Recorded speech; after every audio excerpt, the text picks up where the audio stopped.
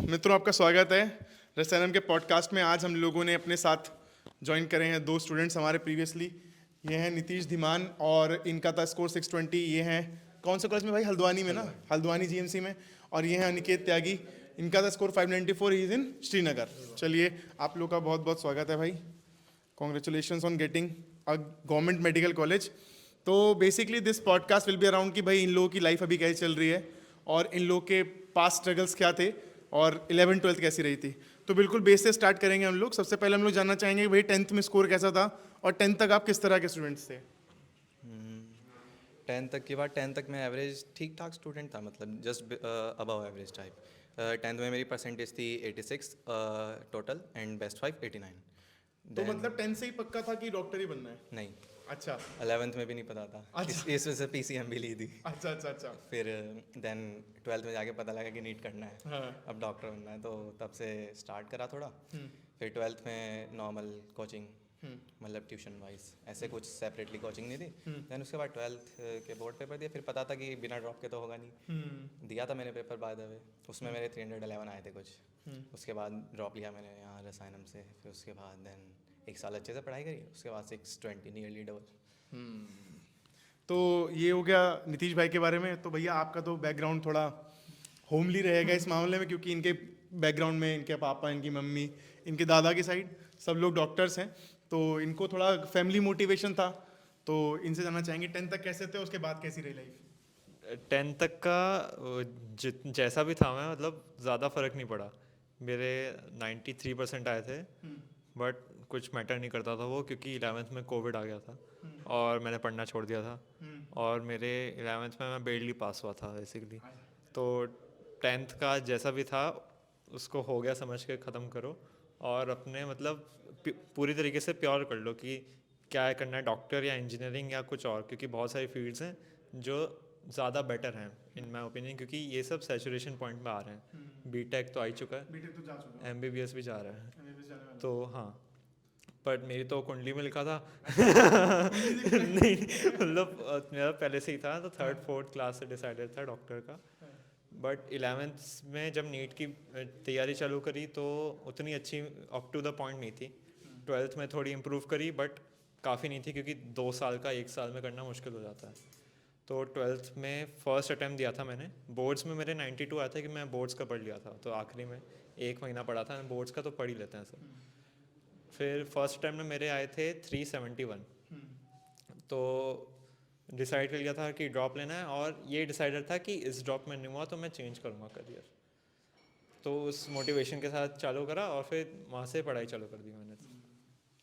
तो बढ़िया है भाई, पढ़ाई वढ़ाई चालू हो गई। 3 लोग की आफ्टर क्लास 12th स्टार्ट हुई है बेसिकली। मतलब अगर देखा जाए तो क्लास 12th के बाद ही जो है पढ़ाई स्टार्ट हुई है ड्रॉप ईयर में इनकी। तो सबसे पहले तो मैं जानना चाहूँगा भाई, ड्रॉप ईयर जैसे आप लोगों ने स्टार्ट किया था और आप लोग बिल्कुल फ्रेश आए थे, एक भाई के 311 थे, एक 371 थे। तो इस नंबर के साथ जैसे अबव 300, मतलब इट इज़ सेफ कि हम लोग बोल सकते हैं कि ड्रॉप लेना इज़ फीजिबल, ठीक है। Any score less than 300 is dicey basically, कि अगर आपका 300 स्कोर नहीं पहुंच रहा है पहले अटेम्प्ट में तो इट बिकम्स डाइसी कि आप लोग का निकल भी पाएगा नहीं निकल पाएगा। हालांकि केसेस होते हैं लोग 100 नंबर लेके आते हैं और 700 तक भी पहुंच जाते हैं, that is a very exceptional case. But एक सेफ स्कोर था, तो आपके पास दिमाग में जरूर आओ कि हाँ यार ड्रॉप ले सकते हैं अपन, थोड़ी मेहनत और पुट इन मारेंगे तो हम लोग निकाल ले जाएंगे। चलिए, तो ये तो हो गई जनरल बातचीत। अभी हम लोग बात करेंगे कि जैसे ड्रॉप में थे जिस दौरान ये पढ़ रहे थे, तो क्या थ्रू आउट कंसिस्टेंसी सेम रही या कंसिस्टेंसी ने कुछ वेरिएशंस शो करे हैं? तो पहले नीतीश भाई से पूछ लेते हैं कि कंसिस्टेंसी सेम थी या डिफरेंट रही है? नहीं, ऐसा हर बार नहीं हो सकता कि बिल्कुल ही सेम रहे, पर तुम्हें ऐसा करना है कि चाहे कम पढ़ो पर रोज़ पढ़ो। एटलीस्ट तुम्हें एक कंसिस्टेंसी बनानी है कि भाई तुम्हें रोज़ पढ़ना है। ये मत करना कि आज मैंने बहुत ज़्यादा पढ़ लिया, 10 घंटे पढ़ लिया, अगले दिन सो रहे हो सारा दिन। वो मत करो, थोड़ा थोड़ा रोज़ पढ़ो। और मेन बात ये है, ऐसा मूड करे तो ऐसा कुछ नहीं कि आज मूड नहीं करा तो नहीं पढ़ता।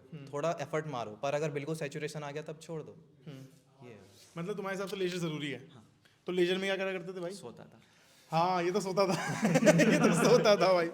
तो नीतीश भाई सोने के दीवाने हैं हमारे, हाइपर सोमनियक हैं। और अनिकेत भाई सेम क्वेश्चन, क्या था कंसिस्टेंसी? क्या मतलब शुरू में ज़्यादा थी, बीच में ज़्यादा हो गई, एंड में ज़्यादा रही, या सेम थी थ्रू आउट?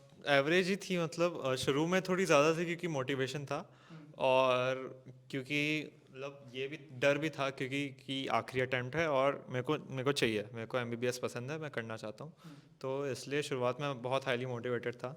फिर धीरे धीरे सैचुरेशन सबका आता है। पहले शुरुआत में मैं भी 7-7 8-8 घंटे पढ़ने की कोशिश करता था, पढ़ता तो नहीं था, बट 3-4 घंटे बाद, क्योंकि आदत नहीं थी। ये है ना, 11-12 में अब एकदम से कैसे चालू कर दोगे। तो 3-4 घंटे होता था, बट कंसिस्टेंसी थी मेरे में। मैं एक भी दिन ऐसा नहीं था कि आज 1 घंटा पढ़ लूँ या आज आधा घंटा पढ़ के ख़त्म करूँ। 3 घंटे का मैंने मिनिमम सेट कर लिया था, तो हर दिन पूरा करना रहता था। और संडे बहुत बड़ा फैक्टर्स था। संडे को रिवीजन करना बहुत फ़ायदेमंद हुआ मेरे लिए आखिरी में, खासकर लास्ट टाइम पे। बीच में टेस्ट होते थे तो उसमें कम आते थे, बीच में तो बहुत कम आए थे, तो मोरल डाउन होता था और स्टडी आवर्स भी कम हो गए थे। बट फिर एक पैटर्न रियलाइज़ होने लगा जब मैंने गलतियाँ ढूंढनी शुरू करी, क्योंकि टेस्ट देने से ज़्यादा बढ़िया होता है उसका, मतलब टेस्ट देना चाहिए, टेस्ट एक भी नहीं छोड़ना चाहिए, बट उससे भी ज़्यादा इंपॉर्टेंट फैक्टर है उसमें आपको एनालिसिस आपका अच्छा होना चाहिए। टेस्ट में भले ही आपके 720 में से 200 भी क्यों ना हो, हमारे आए हैं 200, दोनों के 200 आए हैं, 200 से 300 भी आए हैं और धीरे धीरे बढ़ते गए। तो पर एनालिसिस हम हर टेस्ट का करते थे, ये नहीं कि 200 आ गए छोड़ो अब अगले टेस्ट को देखेंगे।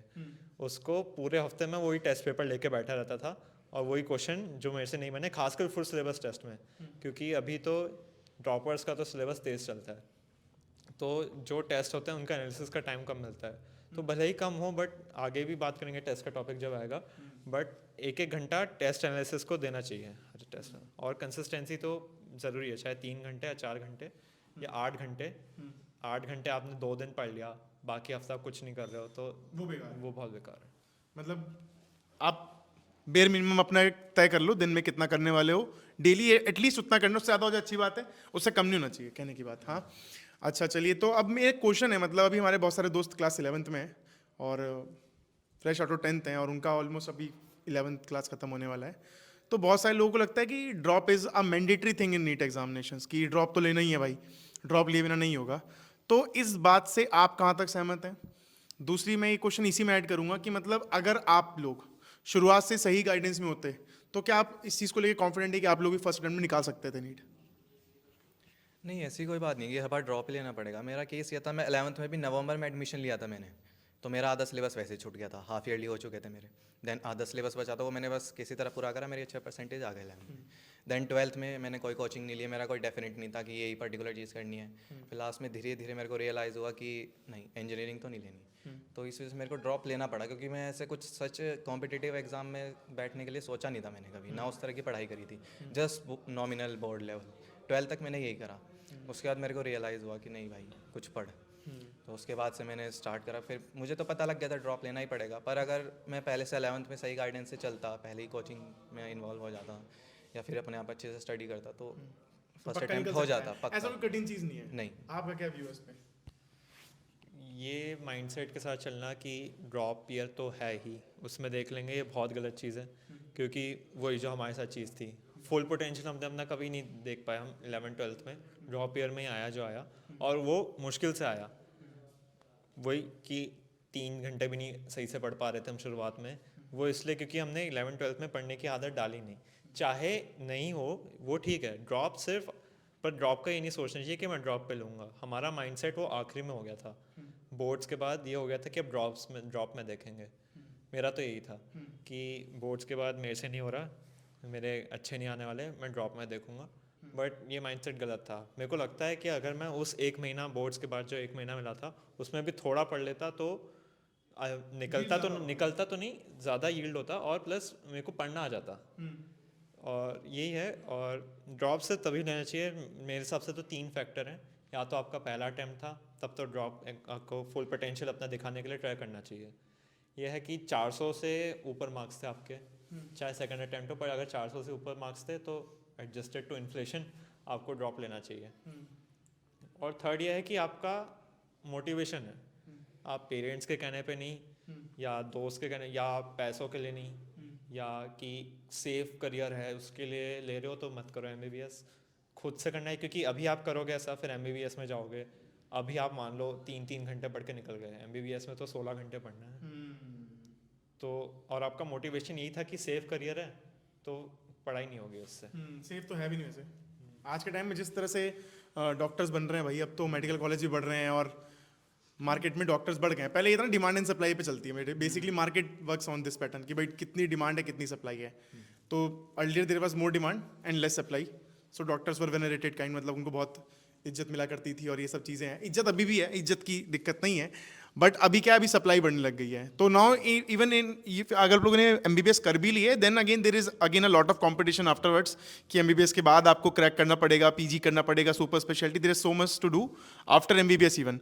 तो अभी इस चीज़ से बाहर निकल के मैं आपसे पूछना चाहूँगा कि फैमिली का कितना बड़ा रोल है through out the preparation of a child. मतलब आपके हिसाब से क्या लगता है कि family, what should be an ideal family doing when a child is preparing for NEET examination? एक फैमिली का क्या रोल होना चाहिए आपके हिसाब से, आप क्या चाहते थे? एंड इन केस, वैसे तो आप लोग देखेंगे आप आगे क्या करेंगे, बट अगर आपका बच्चा नीट के लिए प्रिपेयर कर रहा होता तो एज अ पेरेंट आप क्या ऐड कर रहे होते उसकी लाइफ में?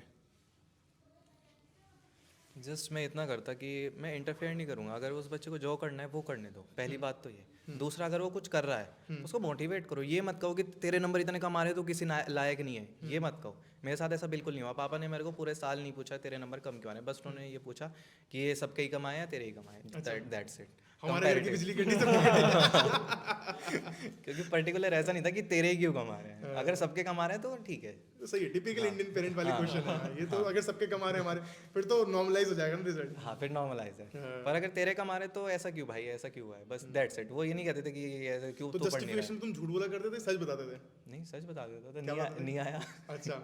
तो पापा कुछ नहीं कहते थे, मम्मी भी कुछ नहीं कहती थी सच। अगर मैं रात को बस ये बोलते थे पापा ज़्यादा लेट मत सोया कर, वो ठीक बात, मतलब ज़्यादा मत सोया कर, तो स्टिल मैं सो जाता था। बस यही बात है कि अगर वो कर रहा है बच्चा उसको करने दो, उसको डिमोटिवेशन मत दो कि टेस्ट में तेरे ही क्यों कमा तो रहे हैं। मोटिवेट कैसे करा जाए? तुम्हारे सबसे, अगर पेरेंट्स ने हेल्प करी, चलो समझ में आ गया, पापा ने भी मोटिवेट करा, बट क्या और हो सकता था पेरेंट्स की तरफ से मोटिवेशन के रूप में? मोटिवेशन के रूप में जस्ट अगर मान लीजिए वो पढ़ रहा है तो उसको डिस्टर्ब मत करो।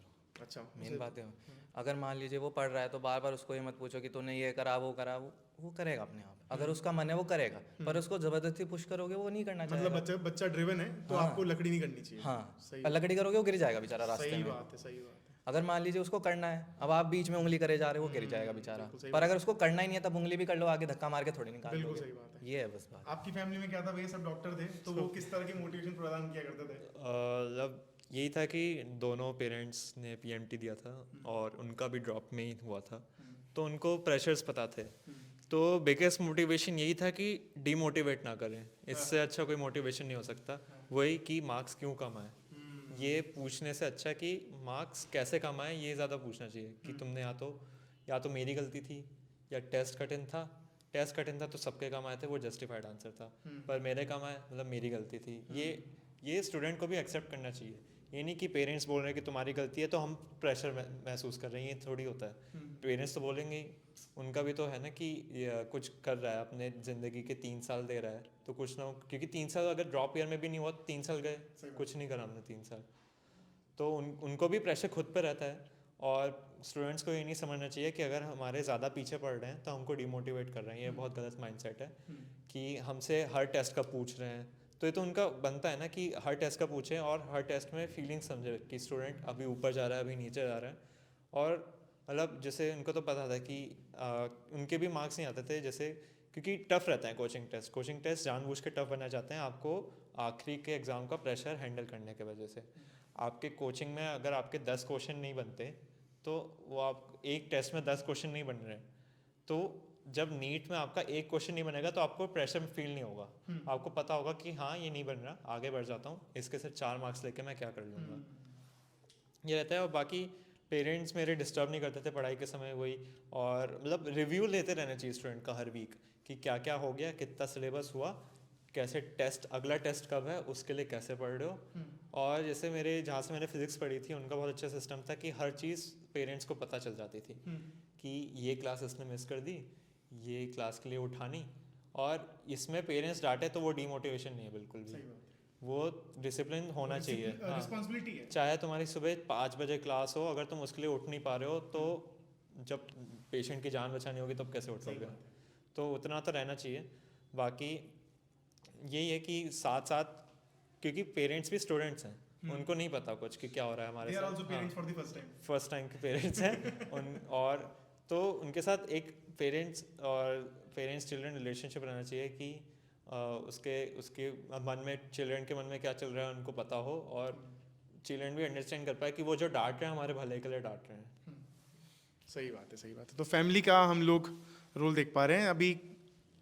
नीट तो भाई ने क्रैक करा अपना, आपको मालूम ही है। बाकी फर्दर अगर आपको कोई इन्फॉर्मेशन चाहिए तो कभी भी आप हमको नीचे कमेंट बॉक्स में डाल दीजिए, तो इनको हम इंटीमेट कर देंगे। दे विल रिप्लाई देमसेल्व्स कि प्रिपरेशन के दौरान किस तरह की चीज़ें होनी चाहिए क्या। और बाकी आप लोग, it is also 11th our, अभी ख़त्म होने वाली होगी सबकी प्रिपरेशन ऑलमोस्ट। आप लोग रिविजन्स पर ध्यान दीजिएगा। बाकी मैं ये पूछना चाहूँगा मतलब कि after getting a college, how is the feeling? मतलब आपने इस चीज़ के लिए स्ट्राइव किया था, now you are in there, तो व्हाट इज़ द फीलिंग? ये चीज़ मैं जानना चाहूँगा कि मतलब कैसा लगता है इस चीज़ को लेके। स्टार्टिंग में आएगा बहुत मज़ा, क्योंकि भाई तुम जा रहे हो नीट क्रैक करके, तुम्हारे मन में होगा कि भाई एटीट्यूड आ जाएगा ज़्यादातर में एटीट्यूड आ जाएगा। ठीक है, मतलब तुम सड़क पे जा रहे हो तब भी तुम ऐसे सोचोगे मैं MBBS वाला हूँ, मेरे में बहुत कुछ है, मैं बचा लूँगा, मैं सब कर दूंगा। पर एट द एंड जब तुम धीरे धीरे आओगे कॉलेज में, सीनियर से इंटरेक्शन होगा, टीचर से इंटरेक्शन होगा, तब तुम नीचे आओगे, हम्बल हो जाएगा। तब तुम हम्बल हो जाओगे, तब तुम्हें पता लगेगा नहीं भाई तुम कुछ नहीं हो अभी, अभी तुम जस्ट एक सीढ़ी चढ़े हो, चीटी बराबर औकात चीटी बराबर होगा तुम्हारी अभी। मतलब तुम्हें कोई भी पेल सकता है इस टाइम, तुम ये हो। कॉलेज में जाओगे यही हो तुम, उस टाइम तुम चीटी हो, बड़े बड़े आदमी तुम्हें कुचल के जाएंगे, उस टाइम ये होगा। पर धीरे धीरे सब ठीक हो जाएगा, तुम जाओगे। फर्स्ट ईयर में थोड़ा प्रेशर आएगा बहुत ज़्यादा, स्टार्टिंग के 1 महीने बहुत ज़्यादा प्रेशर आएगा, तुम्हें लगेगा कहाँ नर्क में आ गया। उसके बाद धीरे धीरे नॉर्मल होगा, फिर अच्छा भी लगने लगेगा, मज़े करो। पर भाई पढ़ लेना प्लीज़, मुझे सिलेबस भी नहीं पता है भाई का। भाई का 2 दिन बाद टेस्ट है, सिलेबस नहीं पता अभी। तो यही है सिलेबस ना। मेरा तो टेस्ट भी नहीं है। अच्छा। तो यही है कि एक चीज़ रहती है कि प्रेशर नहीं रहता। सबसे अच्छी फीलिंग होती है, क्योंकि मेरा तो बहुत एज पे था मेरे सबसे, जो क्योंकि इस बार थोड़ी गलतियाँ थी नीट पेपर पे, और उन हिसाब से मेरे 585 बन रहे थे, और मैं जब कॉलेजेस की कट ऑफ देख रहा था तो 581 थी। अल्मोड़ा जो कि सबसे कम कट ऑफ पे जाता है उत्तराखंड से, उसकी 581 कट ऑफ थी, और लास्ट ईयर, और ये लास्ट राउंड में थी 581, और मेरे को पता था कि इन्फ्लेशन होगा इसमें भी, और कट ऑफ जाएगी 590 कुछ। तो मैं डिप्रेस हो गया था बहुत ज़्यादा कि, और मैंने पढ़ना चालू कर दिया था। मैं इतना की था, मैंने जो बुक्स लोगों को दे दी थी मैं वापस लाया था कि दरअसल मेरे से हो नहीं रहा, वापस दे दो। तो फिर रिजल्ट आ गया था, थोड़े मार्क्स बढ़े थे क्योंकि आंसर की चेंज हुई थी, 594 हो गए थे। तब भी था कि एच पे ही है, कंफर्मेशन नहीं थी तब भी।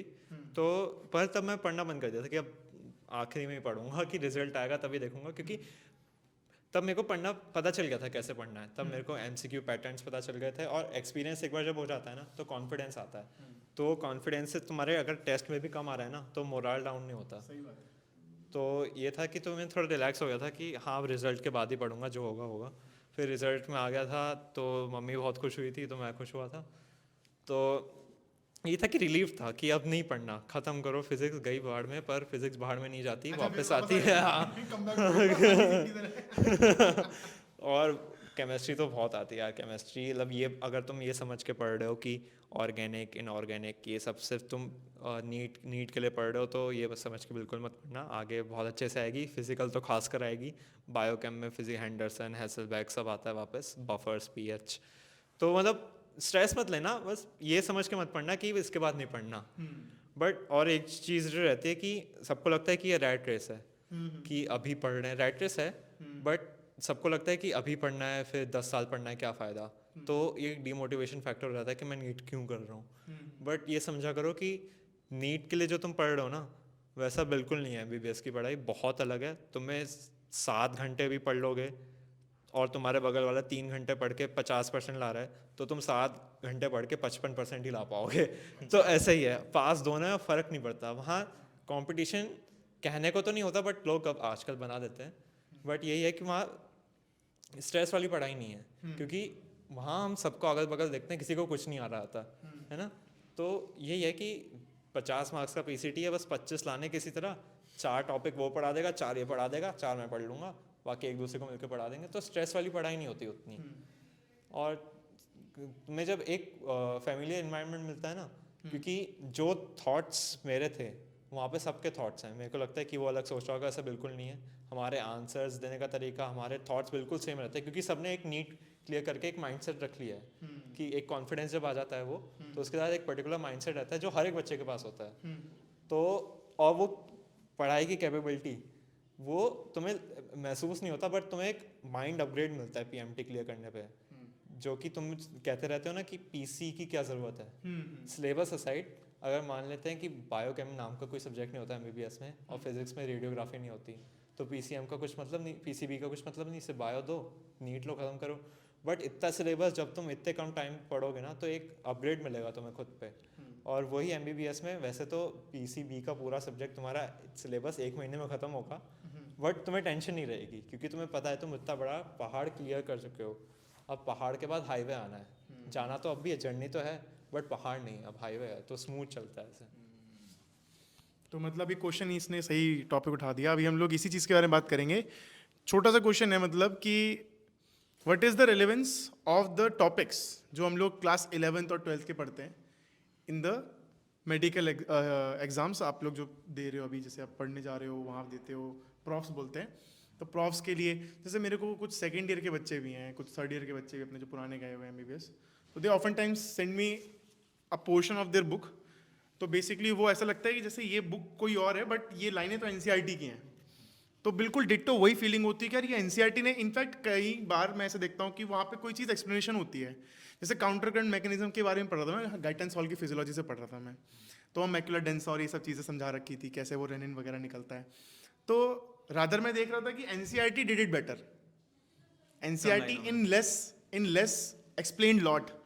तो जैसे तुम यहाँ से एनसीईआरटी पढ़ के गए हो, तो थोड़ी सी उसकी रिलेवेंस के बारे में बात करो जरा, कि फिजिक्स केमिस्ट्री बायो कैसे हेल्प है वहाँ पे भी उस चीज़ की, प्रासंगिक कैसे है। जैसे केमिस्ट्री की बात करते हैं, जिनको लगता है ऑर्गेनिक बाद में काम नहीं आनी, ऑर्गेनिक ही काम आनी है। बायो केमिस्ट्री में बहुत ज़्यादा ऑर्गेनिक है।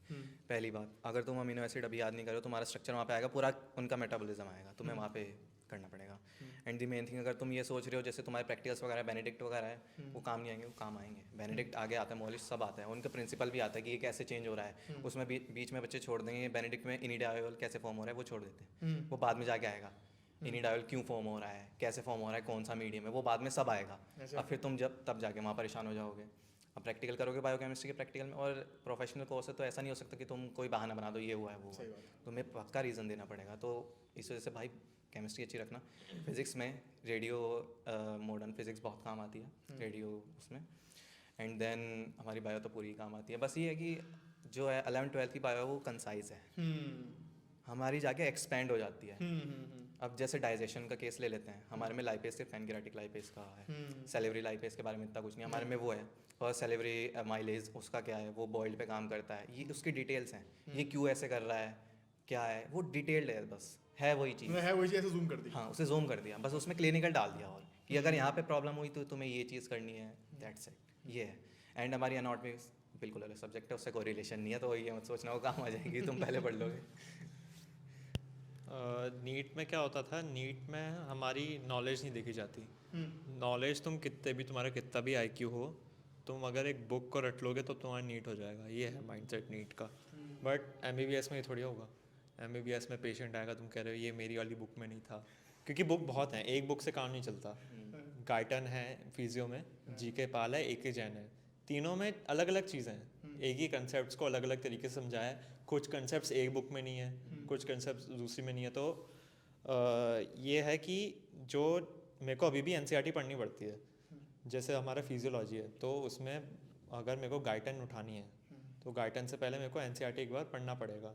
एनसीईआरटी का ये है बस कि एक लाइन गाइटन में एक पेज है, उसको अगर समरी चाहिए तो एनसीईआरटी पढ़नी पड़ेगी एक बार, अपना माइंड फ्रेश करना पड़ेगा कि इसमें ये हुआ था, शुरुआत से एक चैप्टर पीछे जाना पड़ता है। जैसे एग्जांपल दे सकता हूँ मैं कि तुम्हें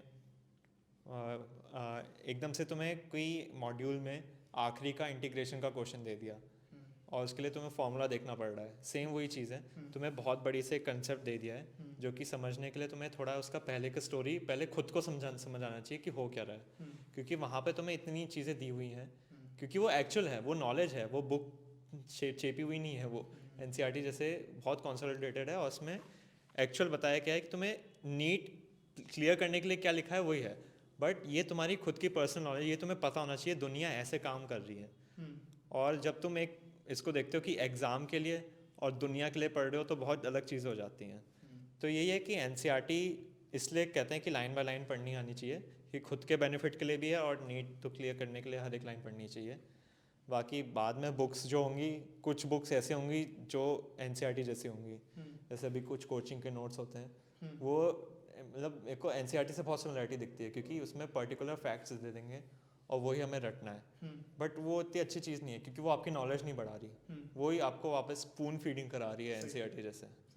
तो इसमें आपकी रीडिंग हैबिट्स अच्छी होनी चाहिए। ये नीट बहुत अच्छी चीज़ कर रहा है एक बार, कि अब वो रीडिंग पैटर्न पे जा रहा है, जिससे अभी फैक्चुअल क्वेश्चंस कम हो गए हैं रीडिंग वाले भी फैक्चुअल बेस्ड, बस में आपको पढ़ना पड़ रहा है, तो आपको रीडिंग हैबिट डालनी पड़ेगी, क्योंकि स्टेटमेंट बना हाँ एमबीबीएस में आपको एक चैप्टर पूरा रीड करना पड़ेगा, उसके बिना आपको अगले दिन का कुछ समझ नहीं आएगा। तो ऐसा है। मतलब जो पहले हम एनसीईआरटी पढ़ा करते थे text books, now it have become a summary. अब वो समरी हो गई है, अब वो बड़ी बुक आ गई हैं। सही सही सही। तो मतलब ये है कि अभी से ही अगर आप लोग अपनी बुक्स को अच्छे से जान लेंगे तो अगली जो आपका बेटर एडिशन है आपका जो आने वाला है लाइफ में, उसको आप लोग और अच्छा जान पाएंगे।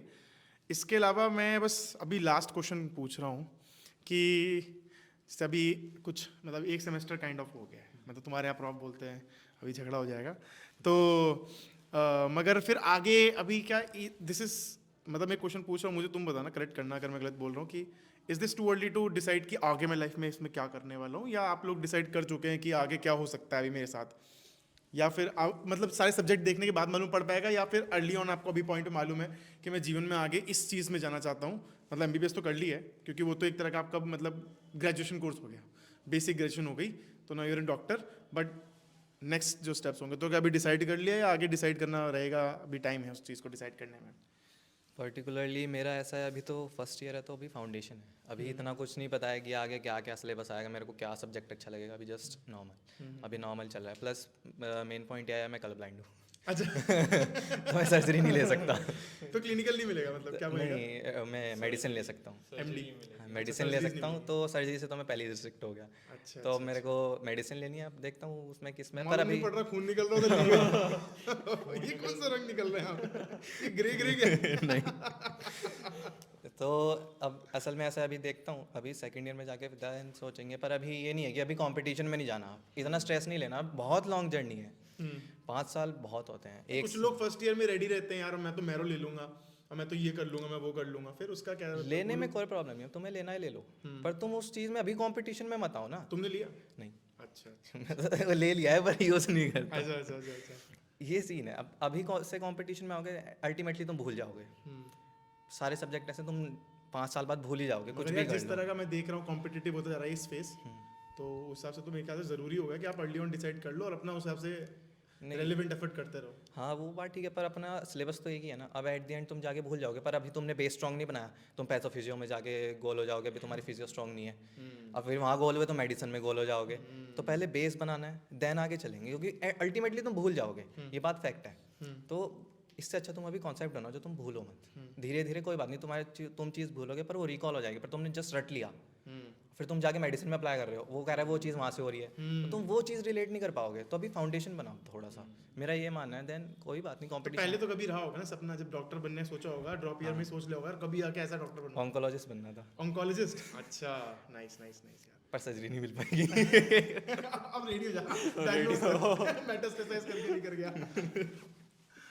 ऐसा होता है कि पीजी में तुम्हें क्या करना है, उससे फर्स्ट ईयर का कोई लेना देना नहीं है। अच्छा। तो मैं अगर एनाटमी भी लेनी है तब भी, वैसे किसी को लेनी नहीं होती, बट तब भी फर्स्ट ईयर में उसका कोई रिलेशन नहीं है, क्योंकि फर्स्ट ईयर तुम्हें वैसे भी पढ़ना ही है, जैसा इसने कहा बेस होता है, उसके एनाट नहीं पढ़ोगे तुम्हें फोर्थ ईयर में सर्जरी समझ नहीं आएगी, बायोकेम नहीं पढ़ोगे तो फार्मा समझ नहीं आएगा, फिजियो नहीं पढ़ोगे तो पैथो समझ नहीं आएगी, वही रहता है सब।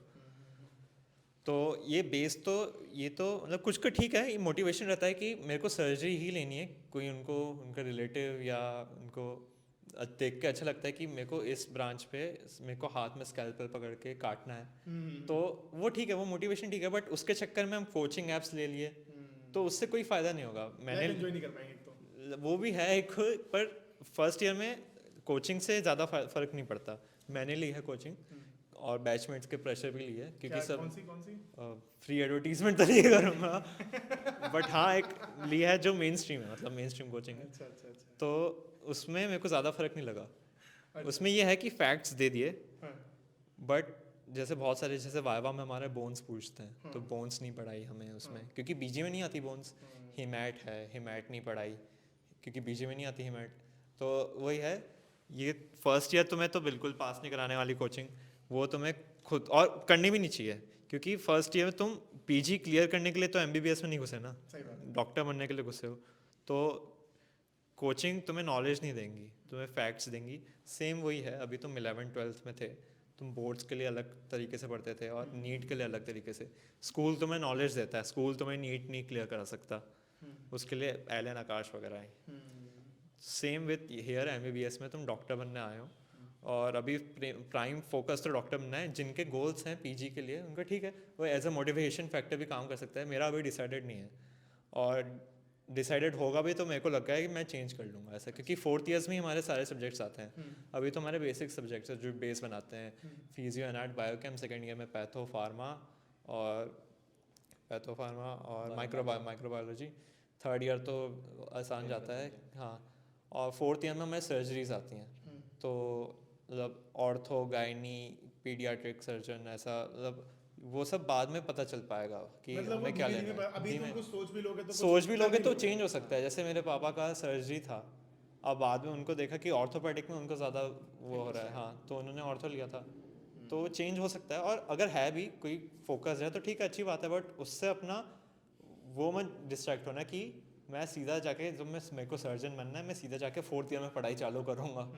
तो क्योंकि तुम सर्जन बनने के लिए नहीं पढ़ रहे हो, तुम डॉक्टर बनने के लिए पढ़ रहे हो। पहली बात, एमबीबीएस तुम्हें सर्जन नहीं बनाएगा। तो यही है, वही सेम 11th-12th का लॉजिक कि अभी तुम जो कंसेप्ट्स पढ़ रहे हो खुद की नॉलेज के लिए पढ़ रहे हो, नीट के लिए अलग पढ़ोगे तुम। नीट के लिए फिर तुम कोचिंग्स काम आएंगी, ये भी बहुत अच्छी बात है। बहुत सारे यूट्यूब चैनल्स जो कि मेरे से बहुत अकॉम्प्लिश्ड हैं और उनकी बातें सुनता हूँ मैं, वो भी यही कहते हैं कि एमबीबीएस में तुम कोचिंग से खुद को दिलासा देने के लिए ले रहे हो और खुद का काम इजी करने के लिए कर रहे हो, जो कि नहीं करना चाहिए। नॉलेज लेने आया, नॉलेज लेके जाओ, सिर्फ फैक्ट्स लेके मत जाओ। सही बात। ठीक। तो ये अभी हम लोग पॉडकास्ट को इधर ही अपन कंक्लूड करते हैं। It is already half an hour. तो आशा करते हैं आप सबको पसंद आया होगा। कभी आप लोग बताइएगा अगर आपको आगे और हमारे और स्टूडेंट्स भी हैं जिन्होंने क्वालिफाई करा है, तो वो लोग भी आएंगे, तो उनके साथ भी हम लोग जो है इस तरह का एक छोटा सा पॉडकास्ट कर लेंगे। फर्दर अगर आपके कोई भी क्वेश्चन है तो आप लोग नीचे कमेंट्स में डाल सकते हैं। इनको ये दोनों भाई लोग ही एंटरटेन कर देंगे, इनको बताते रहेंगे हम लोग। बाकी जो भी है बढ़िया चल रहा है जीवन, आगे बढ़िया चलते रहेगा। ठीक है, चलिए बाय बाय। आप लोग से दोबारा मुलाकात होगी अब।